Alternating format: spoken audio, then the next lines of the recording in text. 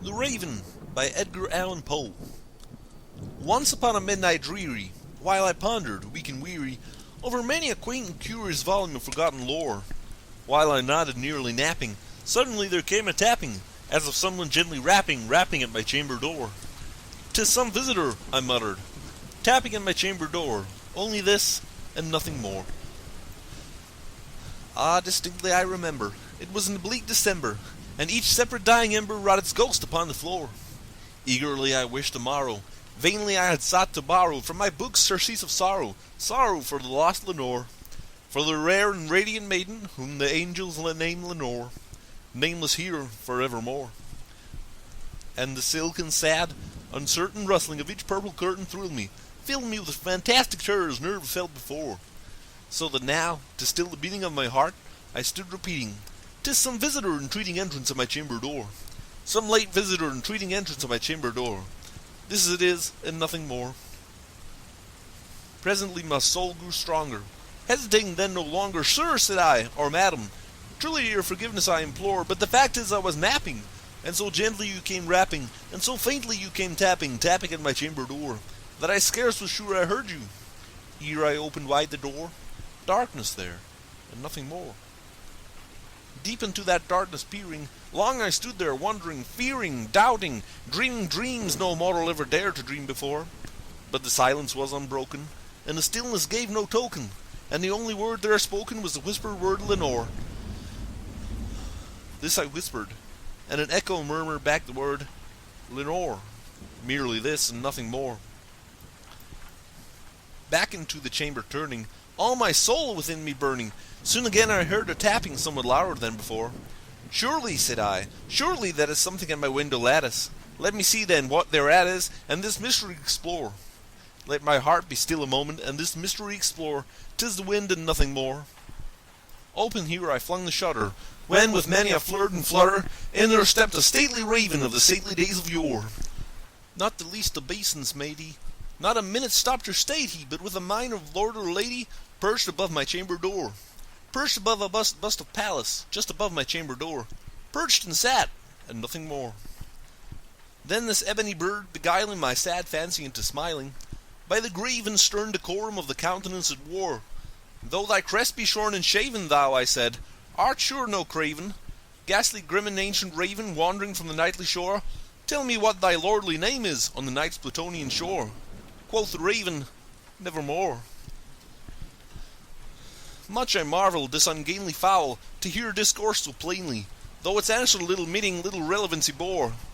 For we cannot help agreeing that no living human being ever yet was blessed with seeing bird above his chamber door.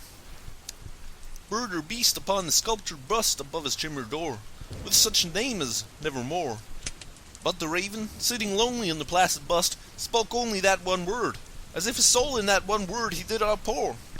Nothing further than he uttered, not a feather than he fluttered, till I scarcely more than muttered, "Other friends have flown before. On the morrow he will leave me, as my hopes have flown before." Then the bird said, "Nevermore."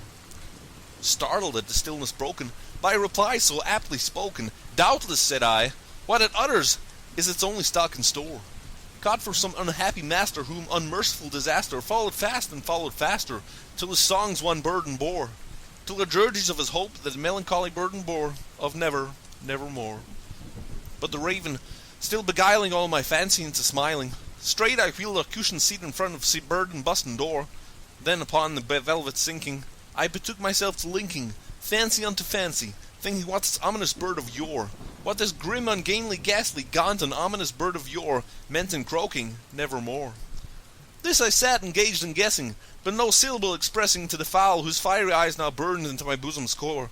This and more I sat divining, with my head at ease reclining, on the cushion's velvet lining that the lamplight gloated o'er, but whose velvet violet lining, with the lamplight gloating o'er, she shall press, nevermore. Then, methought, the air grew denser, perfumed from an unseen censer, swung by seraphim whose footfalls tinkled on the tufted floor. "Wretch," I cried, "thy God hath lent thee, by these angels he hath sent thee, respite and nepenthe from thy memories of Lenore. Quaff, oh quaff this kind nepenthe, and forget this lost Lenore." Quoth the raven, "Nevermore." "Prophet," said I, "thing of evil, prophet still, if bird or devil, whether tempter sent or were a tempest tossed thee here ashore, desolate yet all undaunted, on this desert land enchanted, on this home by horror haunted, tell me truly, I implore, is there balm in Gilead? Tell me, I implore. Quoth the raven, nevermore.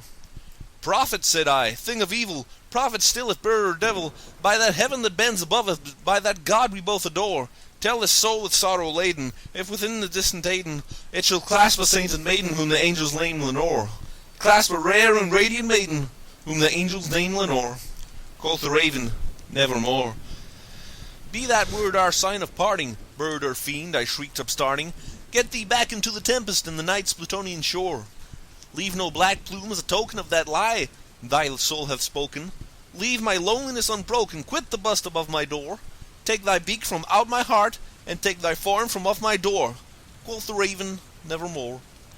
And the raven, never flitting, still is sitting, on the pallid bust of Pallas, just above my chamber door. And his eyes have all the seeming of a demon's that is dreaming, and the lamplight o'er him streaming throws a shadow in the floor. And my soul from out that shadow that lies floating in the floor shall be lifted nevermore.